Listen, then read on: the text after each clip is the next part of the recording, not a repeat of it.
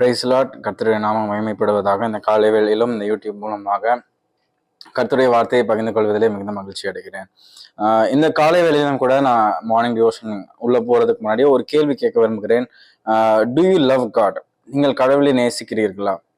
உண்மையாவே நீங்க கடவுளை நேசிக்கிறீர்களா? ஆம் இல்லை அப்படின்ற பதில நீங்க எடுத்து வச்சுக்கோங்க. நான் ஒரு சில விஷயங்கள் சொல்றேன். நான் சொன்னதுக்கு அப்புறம் திருப்பி நான் அந்த கேள்வி கேட்கிறேன். அப்ப நம்மளை இதை யோசிக்க வைக்க தோணும். இந்த காலை வேளையிலும் கூட யோபுடைய வாழ்க்கையிலிருந்து நான் ஒரு சில காரியங்களை பகிர்ந்து கொள்ள விரும்புகிறேன்.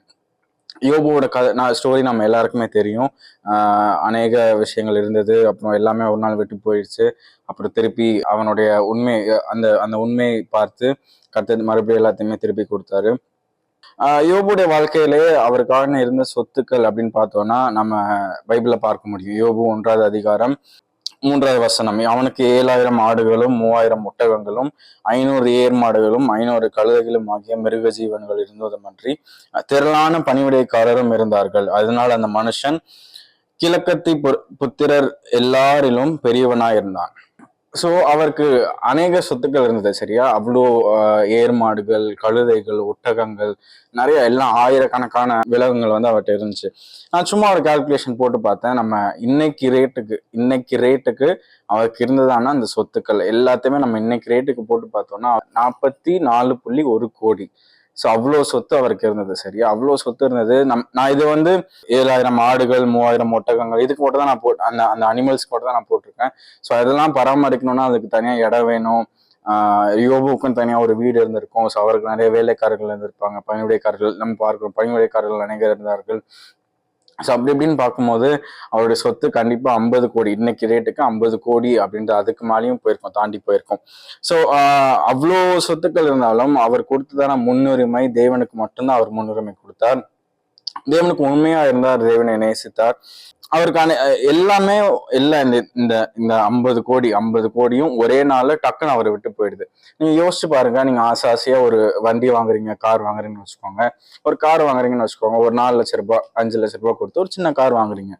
3வது நாள் உங்க நண்பர் யாரோ அந்த காரை எடுத்துட்டு போகும்போது திடீர்னு ஒரு மரத்துல மோதி கார் முன்னாடி ஃபுல்லா போயிடுச்சு. நீங்க அந்த நண்பருக்கு ஒன்றும் ஆகல, அவங்க நல்லாதான் இருக்காங்க. கார்ல முன்னாடி போயிடுச்சு, பின்னாடி யாரோ தட்டிட்டாங்க, ஃபுல்லா நெளிஞ்சு ஒரு மாதிரி கண்ணாடினால உடஞ்ச ஒரு மாதிரி இருக்கு. அந்த நேரத்துல நீங்க கார் முன்னாடி போயிட்டு கர்த்தர் கொடுத்தார், கர்த்தர் எடுத்தார், கர்த்தருடைய நாமத்துக்கு ஸ்தோத்திரம் அப்படின்னு நம்மளால சொல்ல முடியுமா?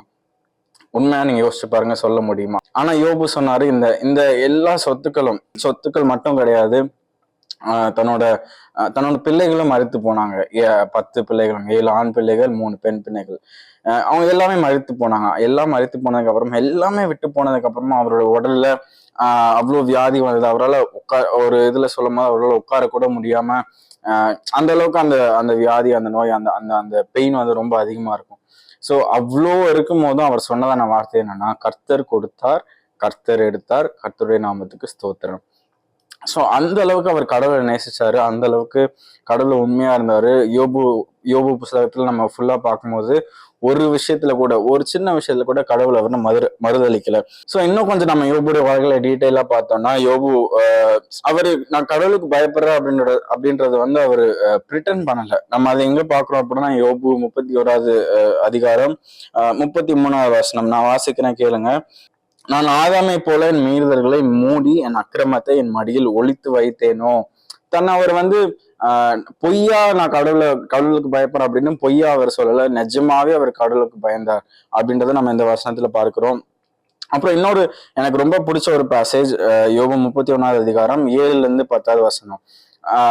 அதுல நான் ஷார்ட்டா சொல்றேன். என்ன சொல்றாருன்னா, நான் கடவுளோட அந்த வழியை விட்டு விலகி போயிருந்தேன்னா, சப்போஸ் அந்த வழியை விட்டு விலகி போயிருந்தேன் அப்படின்னா, என்னோட கைகள் தவறு செஞ்சிருந்தது அப்படின்னா, அல்லது என்னோட கண்கள் பார்க்கிறத என்னோட இருதயம் கேட்குது, என் கண்களினால் பார்க்கிறதை மட்டும் நான் நம்புகிறேன், அதன்படியே வாழ்கிறேன் அப்படின்னு சொல்லியிருந்தேன்னா, என்னோட சொத்தை நான் எல்லாருக்கும் கொடுத்துட்றேன் அப்படின்னு சொல்லிட்டு அவரு, நான் சிம்பிளா சொல்றேன். ஸோ நீங்க அந்த பேசேஜ் ரீட் பண்ணி எல்லாத்தையும் கொடுத்துறேன் அப்படின்னு சொல்லிட்டு அவ்வளோ உண்மையா கடவுளுக்கு இருந்தார்.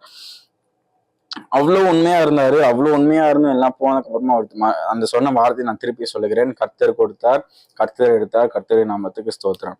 சோ இந்த காலை வேளையிலையும் நம்ம அதை யோசிச்சு பார்க்கணும். நம்மளுக்கு சின்ன சின்ன பிரச்சனைகள் தான் இருக்கும். சின்ன சின்ன நம்மளுக்கு நோய்கள், வியாதிகள் கூட இருக்கலாம். சின்ன சின்ன பிரச்சனைகள் இருக்கலாம்.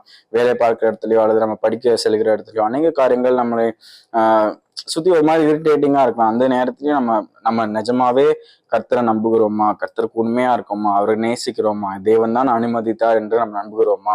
சோ எல்லா விஷயத்திலும் நம்ம தேவனுக்கு முன்னுரிமை கொடுக்கணும். நம்ம பாஸ்டர் அடிக்கடி சொல்லுகிற மாதிரி முதலாவது நான் பேசுவது தேவனோடு, முதலாவது நான் வாசிப்பது வேதமாக இருக்கணும், முதலாவது நான் செலுத்துவது காணிக்கை, தேவனுக்காக நான் காணிக்கை செலுத்த வேண்டும். வாய்ப்பு இருந்தால் முதலாவதாக நான் செல்வது தேவ ஆலயமாக இருக்க வேண்டும். ஸோ அப்படின்னு தேவனுக்கு, கர்த்தருக்கு, இயேசுவுக்கு நம்ம எவ்வளவு முன்னுரிமை செலுத்துக்கிறோம் நம்ம வாழ்க்கையில அப்படின்னு சொல்லிட்டு பார்க்கணும். ஸோ இதே போல யோபுவுக்கு அநேக செல்வங்கள் இருந்தாலும் எல்லாம் போனதுக்கு அப்புறமும் அவர் தேவனை உறுதியாய் பற்றி கொண்டார். ஸோ இப்போ நான் ஃபர்ஸ்ட் அந்த சொன்ன கொஸ்டினோட நான் திருப்பி முடிக்கிறேன். நீங்க நிஜமாவே கடவுளை நேசிக்கிறீங்களா? உங்க உங்க நம்ம நம்ம வாழ்க்கையில வர இன்னல்கள், அநேக சோர்வுகள், கவலைகள், பிரச்சனைகள் மத்தியிலையும் நம்ம நிஜமாவே கடவுளை நேசிக்கிறோமா? நிஜமாவே நம்ம கடவுளை இயேசுவை முன்னுரிமை செலுத்தி நம்ம வாழ்கிறோமா என்பதை நம்ம யோசித்து பார்க்க வேண்டும். இன்னைக்கு ஃபுல்லா நீங்க இதை யோசிங்க.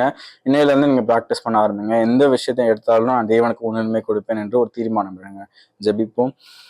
கிருபையும் இருக்கும் இந்த நான் அன்பின் பரலோக பிதாவே இந்த நாளை தந்தக்காக நன்றி செலுத்துகிறோம். இந்த காலை வெளியிலும் ஏசப்பா உமக்கு முன்னுரிமை செலுத்த எங்களுக்கு ரிமைண்ட் பண்ணதுக்காக நன்றி செலுத்துகிறோம். நாங்கள் இன்னும் உண்மை அதிகமாக நேசிக்க, இன்னும் உமக்கு உண்மையாக இருக்க, உண்மை உறுதியாக பற்றிக்கொள்ள எந்த சூழலையும் கர்த்தாவே நாங்கள் இடறி விடாமல் உண்மை உறுதியாய் பற்றிக்கொள்ள நீங்கள் கிருபை செய்ய முடியாது ஜெபிக்கிறோம். ஆசீர்வதிங்க, பலப்படுத்துங்க. இயேசுவின் நாமத்தில் ஜெபிக்கிறோம் நல்ல பிதாவே. ஆமென்.